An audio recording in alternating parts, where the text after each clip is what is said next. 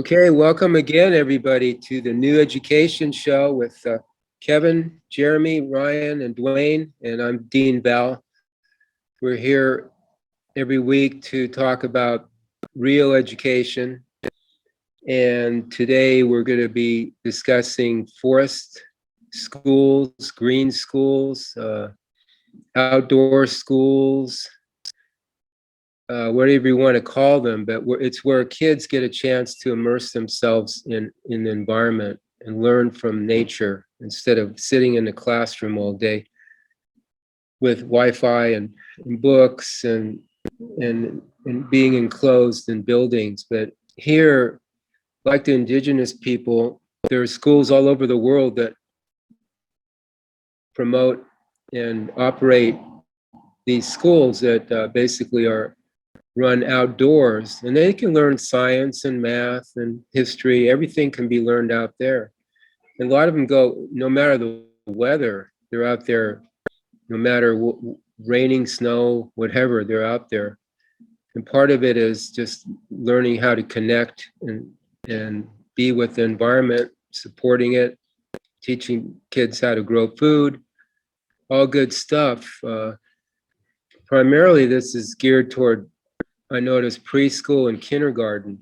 Kindergarten started in Germany. One of the first schools was the kindergarten, the small kids in the garden school. Now we have that term, kindergarten, for the 5-year-olds, 4-year-olds. But Europe has a lot of these schools, and some of them will go into the up to 18 years old too, but primarily they're for the youth. So I thought we could play a video here to just give you an example of how it could be. This one's from Tennessee. It's the first forest school or outdoor school that was started in Tennessee. And it's just 9 minutes long, and we can start our conversation from maybe watching this first and then go into a discussion here.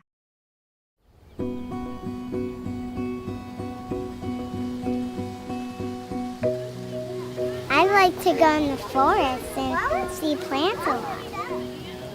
You can smell them by just doing this.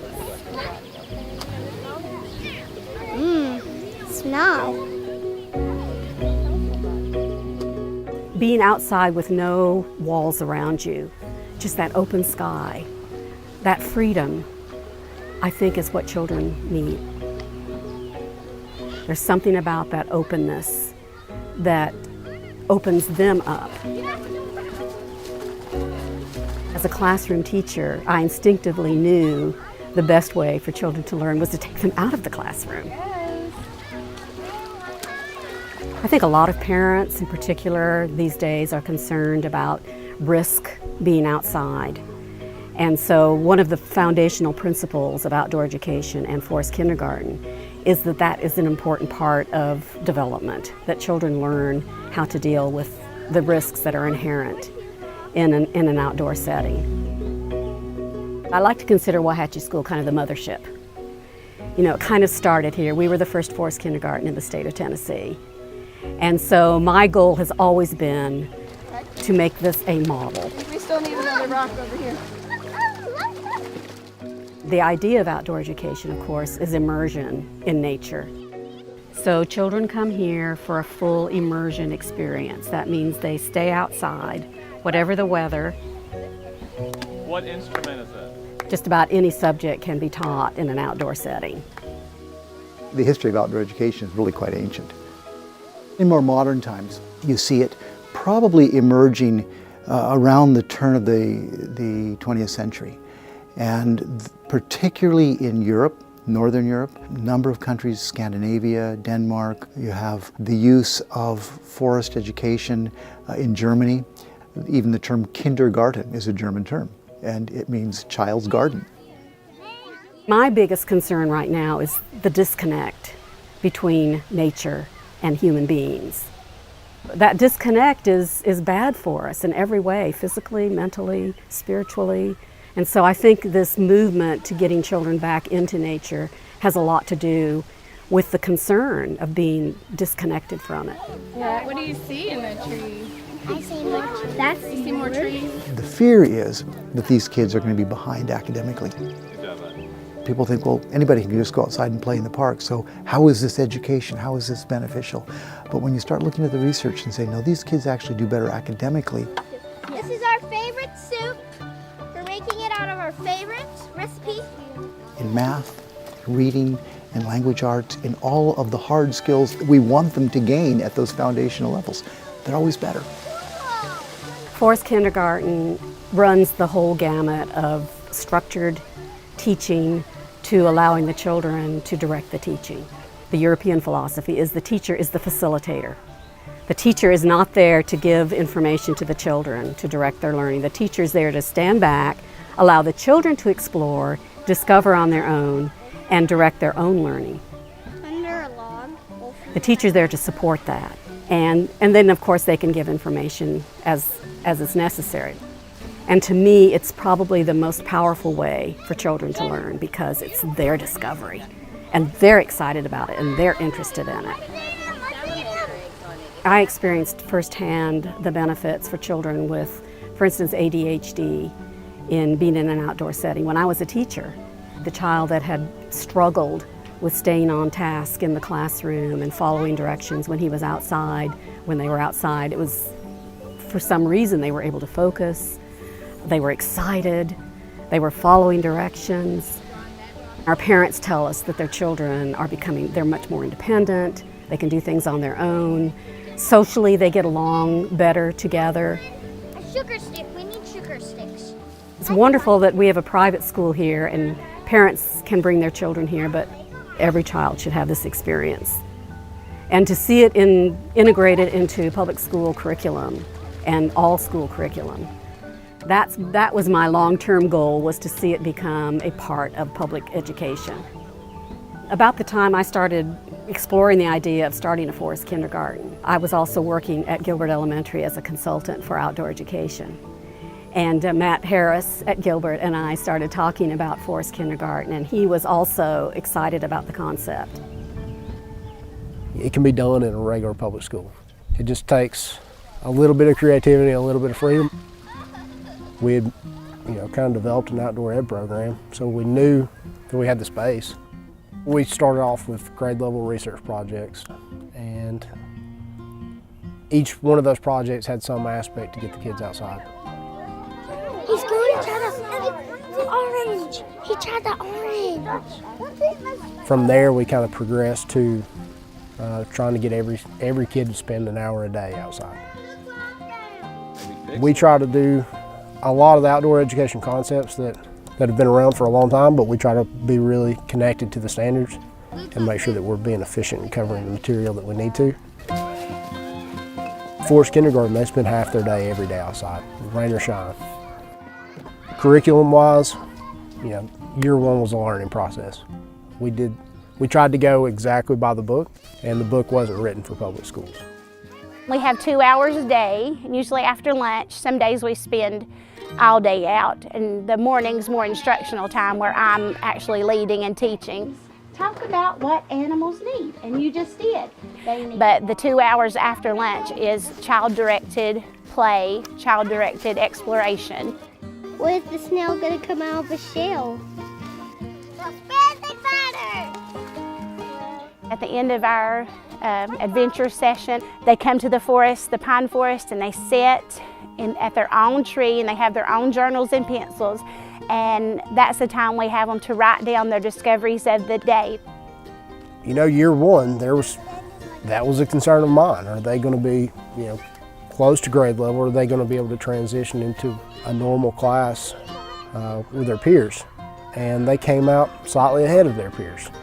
I don't know that I can attribute that to Forest Kindergarten because we don't have the long-term data yet, but I can say that they were not behind. 90, 100. I want us to kind of be something that can be replicated. I want to see, Gilbert kind of be a tool used to spread it to other schools. So whether it's our county or Chattanooga or Hamilton County, there's just so much research and documentation showing that it's effective and showing that it's the right thing to do. They need food and That's been the most exciting thing for me, is to see it actually happening here in Chattanooga, to see the interest in public schools now.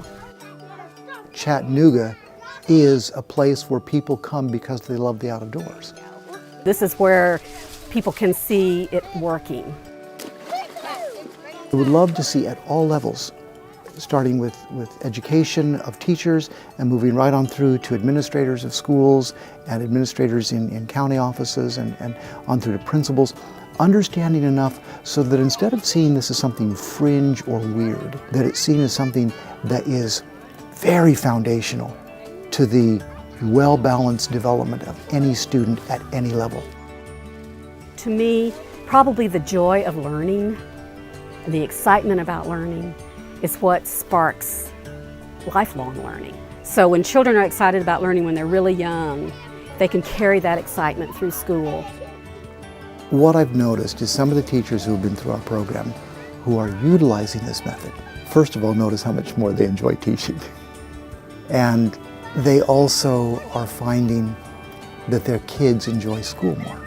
So there's just a level of loving to learn that has come along with this. Some of the things I saw here and noticed, I'll just mention and we can start a conversation, was risk factors. Parents are concerned about the risk, being outdoors. Well, that's exactly why, they should be outdoors. They should be getting used to facing what's out here, in real nature, and being able to handle it through the help of adults. But getting used to that, very, very important, instead of just sitting in the classroom.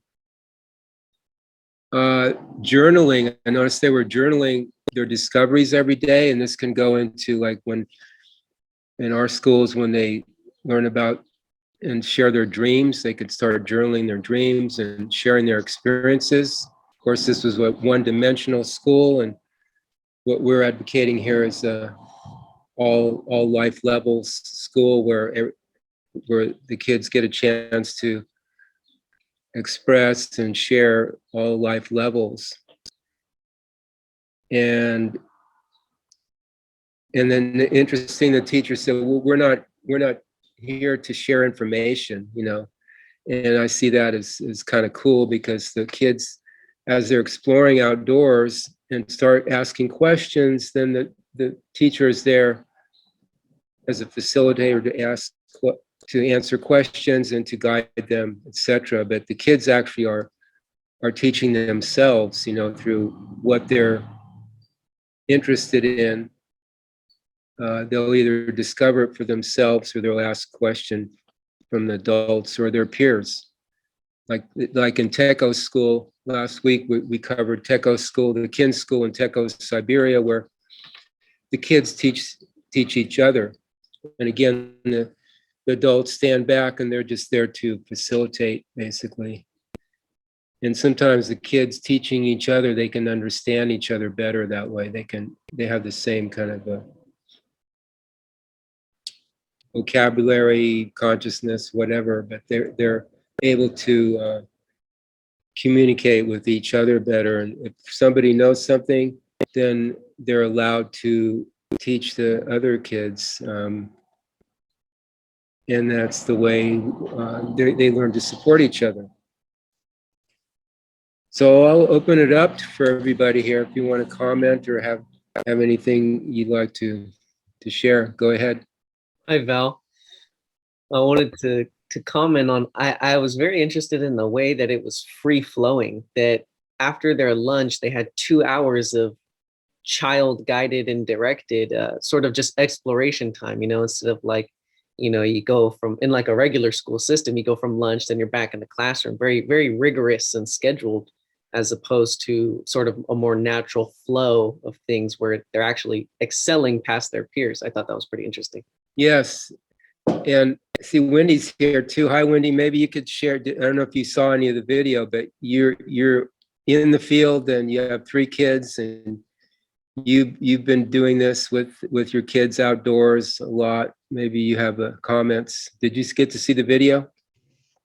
Hey there. Hey guys, sorry we're late. Willow, say sorry we're late. Sorry, late. We're late. Willow Willow. was, yeah, we were having a bit of a rough, we were definitely trying to get on time, but Willow was having a rough time. So we had to kind of work through that, and we're still working through it. Sorry we're late, but we did catch the tail end of it. Forest schooling is something that we do that. We just don't do it every day because we don't have like a trail and stuff like that, but we do try to get to specific parks that do have that weekly. But then again, we're on over an acre, so we have kind of like a forest at our house, we feel like. So I understand that type of schooling. We have 2 families that are forest schoolers. Remember when I told y'all there are some families that do different types of homeschooling?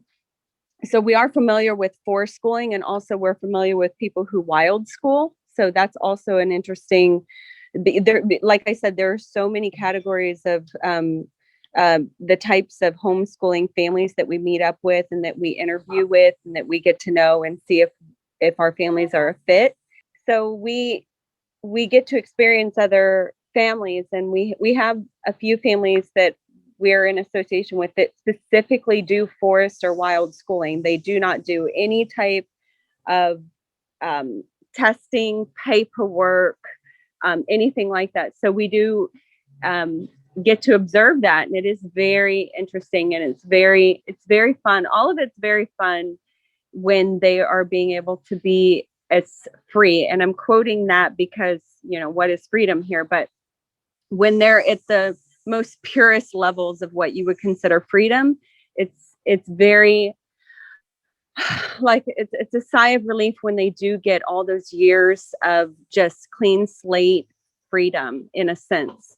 So wild schooling and forest schooling all play a part in a lot of that freedom type of schooling for those years of creativity that most children do not have the opportunity to have when they're so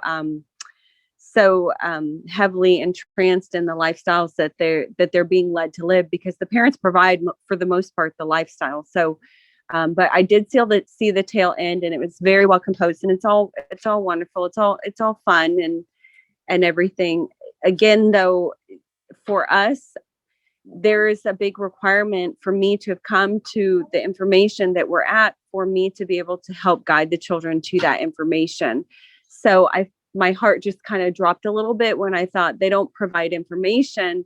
So then although these children have a clean slate of not being in the systems of the educational systems where there's curriculums and testing and agendas and everything like that come with going into school at such young ages, around 2 to 3, 4 and 5, they're still, if the children can be put in touch with the type of information that we have come to, it allows for much more expansion at a younger age, more ability to be able to kind of get on the horse faster, in a sense. So I did have a moment where I'm like, oh, they were almost on it. And then you have to realize a lot of these systems are almost there, but then it would be great if they had the information for allowing for the kids to have it at their fingertips. So I hope, just putting in my 2 cents there, but it's all fun. And we enjoy meeting so many types of homeschoolers, even the ones who are very set into specific curriculums, and they sit down every day at specific times and they do, specific things. So we have a system in our house, but the system is so, it's so flexible. They have the opportunity to guide their day, in a sense. So it's been many years to get where we are. And it's like today, just trying to get on this call, we were having a rough morning with Willow and taking her outside and looking at the dragonflies and the butterflies and just talking about plants and walking her through this huge baggage that she carries is really hard to identify for her. So if I just shut her down and send her to her room, what good is that? Not good, but it's best if I just walk her through nature and allow her to have an outlet to open up, and then take that designated time to walk through it with her, because Willow is the one where we are struggling with as far as not understanding what she's carrying with her other bodies, with her awareness, with her past lives, with entities on her, with who we do not specifically know because we are not her, and I cannot see into her everything. So like today, we just kind of work through things and just go with the flow with the day. So it's fun when we see wild schooling and forest schooling becoming more popular. It was not so even just a few years ago. It was not a very publicized thing. It actually was frowned upon, having your children outside with bare feet or even touching dirt. I mean, you should see the kids that we're around. The moment that Willow or the kids touch dirt or play with the insects in the dirt, they're just looking at mine like, what are you doing? Why are you touching that? Where are your shoes? And so it allows for mine the opportunity to work through the training they've had of saying, oh, well, this is what I do. You don't have to do what I do, but I'm okay with doing what I do, and allowing them to have that experience. So that's it for us until you guys, if there's anything else we can help chime in on. Thank you, Wendy. It's certainly a pleasure having you on because you're in the front lines. You're down in the dirt, you could say, and really your experiences are really important to hear and how you're dealing with the challenges, and it's really good to have you here. Really appreciate it. I'm not familiar with wild schooling. Can you explain what that is? Sure. Hang on. Willow wanted to say something. Hello. Hello, I Willow. lost my first tooth. Hello. Tell them again. I lost my first tooth. You washed your face? No, I lost my first tooth. She lost her first tooth. Okay. After her birthday, a day after her birthday, she lost her first tooth. Okay. It's a monumental time here for her. Yes. Yes, Event. It was definitely an experience. And that's really fun because if I had stayed in the system and the path that I was doing, which was when we speak about, the systems and the mommies that we have, the mommies that I have around us that are the public school mommies, I did that too. I got to experience that mundane, fast, and like Jeremy said, rigorous scheduling. We're talking like, I never want to do that ever again. I never want to sit in the school lines. I do not want to forget the lunch and have to run my butt up there and go and deal with that. I don't want to deal with the teachers. I don't want to deal with the ridiculous testing. The testing alone was stressing my little 3-year-old out. I think he was 3 at the time. And that's when I decided, that was around the time frame. It wasn't the thing that broke the camel's back. I told you guys what that was, but just that they were testing my son so young, Raymond, the eldest. And I was just blown away. And when I asked the teacher, I said, what is this for? Why? Shouldn't they have their hands in Play-Doh? Shouldn't they be outside seeing how plants grow and pollinators in the garden and things like this? And she just said no. And she started to tear up and she said, no, it's all about testing. It's all about budgeting for the school. It's all about the money behind the scenes. And I just looked at her and I said, you're about to cry. And she said, because I'm on my last leg of wanting to teach anymore. And I just thought, oh my gosh, in this little meeting with this mom, she's telling me my son didn't meet the requirements for schooling at the age of 3 or for testing at the age of 3. And she's tearing up saying that she's not wanting to even teach anymore. It was just a very big, aha for us. So it's very interesting when I have the time now. If I were in the type of lifestyle that was, most moms don't have the time to even walk through seeing what a huge deal that was for Willow, just to have a tooth come out of her mouth. If you actually can put yourself in that wondrous, very innocent point of view in her shoes of, oh my gosh, she was waiting for 2 weeks for this tooth, watching it wiggle, touching it. Just, I am almost living through them because I didn't observe it so so intensely and intimately with myself as a child because I had such an abusive upbringing that I didn't enjoy really anything as a child. So I get to see, and it really was a monumental thing for her to have this tooth. It is as well for Jeffrey Clayton. He is still losing teeth as well. Just those types of changes, watching their body do changes, you know, even their toenails growing and their hair getting longer. These types of wondrous things are important to explain to them that although it's the body that they are maintaining, that is not the whole of them. That is not everything. It's not all of them, this body that they're in, but it's fun for me to help them identify what the physical vehicle is that they're operating within. Yes, honey? Yes. Can I go with you? Yeah, we'll talk about it in a minute, okay?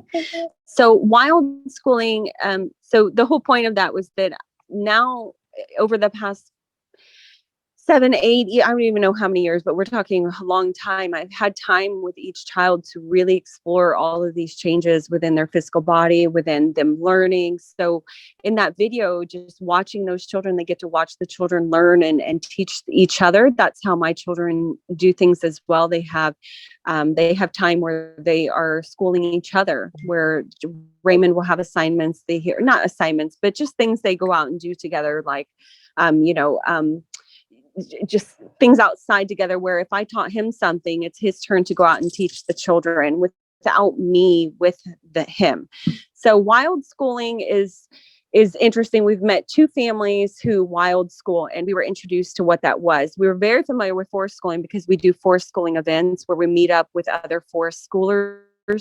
You meet up at hiking parks, trail parks in general. And so forest schooling and wild schooling go hand in hand. But again, with homeschooling, there's still these little things that differentiate those categories. So with forest schooling, what we've been able to identify with that is that it's primarily where the parents allow their children to understand what nature is, understand what the forest is, and they take them very frequently into forest-like settings for them to listen to nature, to feel nature, to be with nature. Wild schooling has a whole other layer to it from what we've been able to observe. So wild schooling involves allowing your children to literally bathe in mud baths, to play with chickens in the chicken coop and not worry for bacteria or things like that. A lot of the wild schooler families that we've met, they are what you would consider unschoolers with forest schooling combined.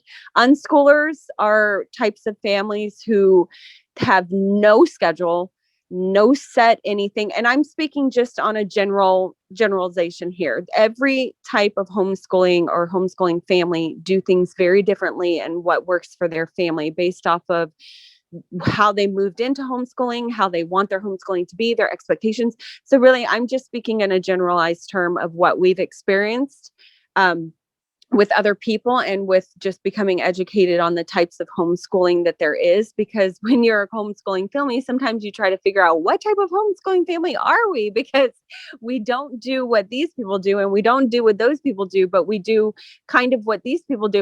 And it's very important that you do know what type of category you fit in, because when you're trying to build a support system of other homeschoolers, and like I've explained to you guys, they have the opportunity to be around on the street that we're in, to have about four families that are public school children.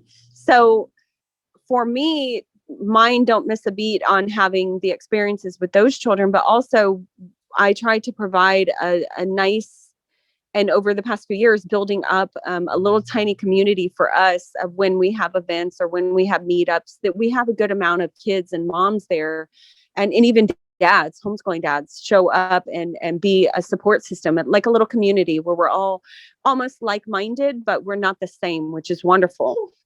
So it's important. But wild schooling, we have found with the two wild schooling families that we have been with, they seem to be almost like unschoolers combined with forest schoolers, meaning there aren't rules, there aren't no's, there isn't a set way that they do anything. It's basically just freedom in the whole essence of the word freedom as far as wild schooling goes. It's where they do everything that you can imagine as far as nature. They accept all of the wondrous things that is mainly frowned upon in society. So basically, from being barefoot to playing in mud piles to playing in the creek water to jumping in a lake on the side of the road on their road trips, things that we do as well. So that is in a nutshell, but with or without a bunch of details, but kind of in a nutshell. And believe me, I'm not even saying the half of it, because a bunch of people could hop in here and say, no, that's not exactly what we do. No, that's not exactly the meaning. But from our observations, wild schooling and forest schooling are the closest to nature type of homeschoolers of categories that there are. So we can relate to all those types, from unschoolers to wild schoolers to road schoolers to forest schoolers. We can relate to all of those because we do a lot of what all of those categories of homeschooling is. So by the time of a year or so, we decided we're not going to call ourselves unschooling forest schoolers anymore. We are just life schoolers, because we operate from within information that is of life itself. So therefore, when we are with a lot of people who are connecting with nature and have a lot of ideas that they're teaching their children, it's still not the information that we have come to. So sometimes we have the opportunity to share a little bit of that information with them, but you have to be very careful on how it's done. There is still a politics style thing going on, even when you're with homeschooling people. So we've had to navigate that. But all of it is wonderful, no matter how anyone gets to being in the homeschooling type of lifestyle. We just find that wild schooling, forest schooling gets us closest to where we need to be to recharge the physical body, to connect with life itself, to understand what creation is, and to have the best connection to the information that that we're grateful to have come to. Thank you, Wendy. That's great. No matter the category, I mean, the Indians probably didn't have categories how they raised their children, whether wild schooled or green schooled. They just were real with what was going on with their particular environment. So no matter the category, you're doing it, and these other kids and teachers that are doing this sort of thing, they're got the right idea as far as I see, and it's just a matter of there's just so much more, but at least they're working with the environment, and they're teaching kids, like you say, from a young age. It's important to immerse them in the nature at a young age, or else they have to unlearn everything or most things that they've been taught, which is just basically social indoctrination. So catch them early, and they got a good base and foundation. I think we should add more mothers because they have more experiences about that. Because I haven't child in this lifetime. I used to raise lots of child, and my cousins, I used to keep them for a long time when I was younger, and I had really good experiences with them. Somehow they're helping us, they're healing us, they make us to be creative. And about the homeschooling, yes, I've tried that for them, and it was really funny that for example, I've tried to teach them mathematics, and one of them learned really fast, up to 2 or 3 grades in a school, in a month or 2 months, and it was really awesome. And it's a good thing that we can work on it, but there's another thing that sometimes maybe they ask us or they told us, why didn't you let me to go to a school or have the experience there? So somehow maybe at first you have to ask their permission, ask their ideas. What do you see?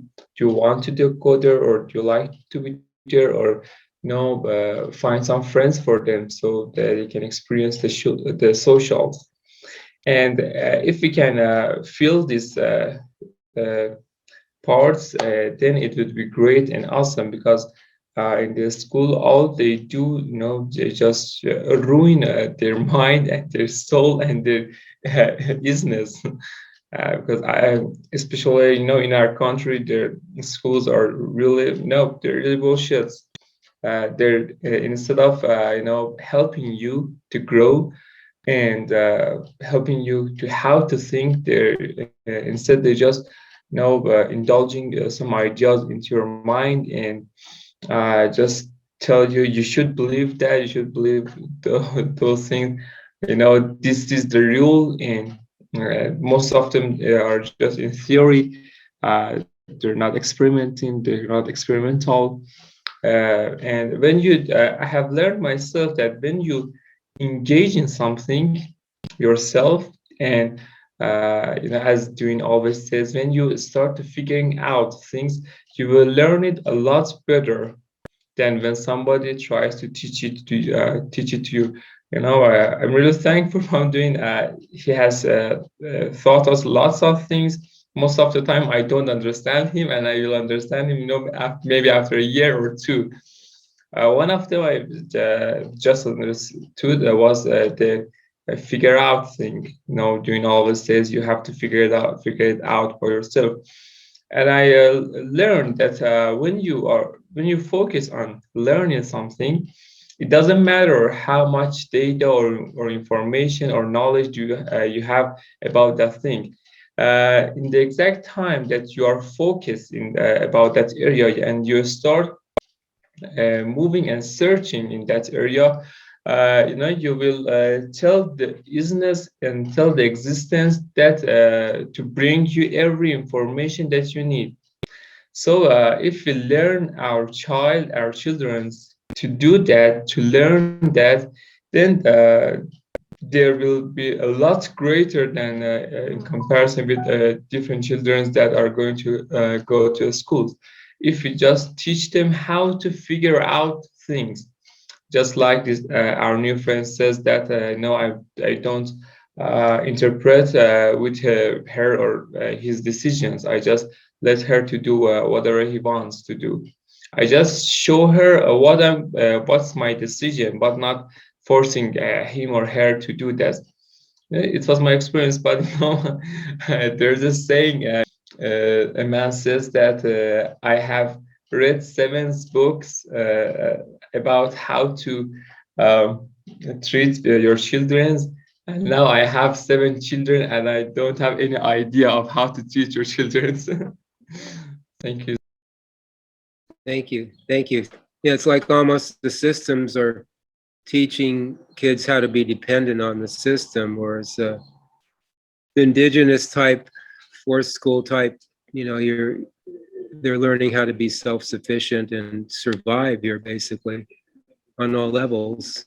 That's where we come in. We're helping the kids to see to maintain their connection with their other, with their real awareness, basically, because they have a better opportunity when they're younger. That connection's there, and if you don't destroy it or dilute it or distort it, then they still have that, and they can grow up to be awesome beings. And that's again, we're giving kids the opportunity to do this with the new university. About what you said about the awareness, I have actually have experiences with that. For example, I have taught my one of my cousins how to communicate with the real guides, and he's now 17, and it's really awesome that he can communicate with them a lot better than me. He can see them, he can sense them, he can understand so many things when he wants to, but actually because of his teachings and what he has learned in the schools and his parents, he's stuck with some emotional and these things. But I have known that when you are younger, there is a lot more possibility and potential for you to become more aware, in comparison to you as an old man. So it's a lot better to start, helping our children or the children around us to become more aware. I've tried with lots of my cousins, and I have maybe 6 or 7 cousins, and I've tried that with them to see how can I help them to become for them to become more aware. And it has worked on 2 of them, and it was really good, and they have started having experiences, but they are so young. So, and I'm not in continuous contact with them, so can continue that teachings with them. But yes, I have experienced that when we are working with the children, it's really good. And then there's another girl that she's the daughter of one of my friends, and that girl is awesome too. She's really young, maybe she's now 14 or 15, and she's a really great seer. And it's really a great opportunity if we see seers from the young age before they lose the ability or the awareness. So they have to regain it again. For example, my friend Helen, she was a seer, but for a time she has lost that, or it has faded lots more after since she started singing the NUUU, and I've introduced her to the real guys. And that's why she wasn't. That's why she hadn't the real education. And if you can make that real education for them, maybe the world would be a lot better place. Certainly would. If you have connections with any of these kids, invite them on. They don't have to say their names or anything, but if they'd like to come on the show and share their experiences or teach us something, go ahead and invite them on. And then same with you, Wendy, if your kids would want to run the show one week or host the show, if they can get something together where they want to ask us questions or share their experiences, that's still open. We'd love to hear from them because they have a lot to say, and we'd like to give them the opportunity. Okay, thanks everybody for being here again, and we'll see you next week, and we'll have another great show for you. NUUU.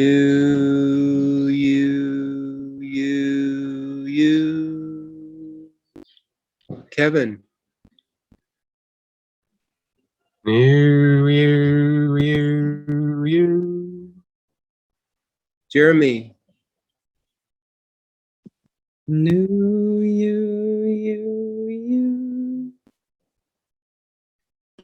Wendy and family. NUUU.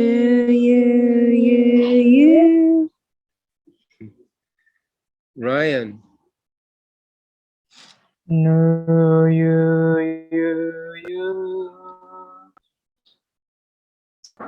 NUUU.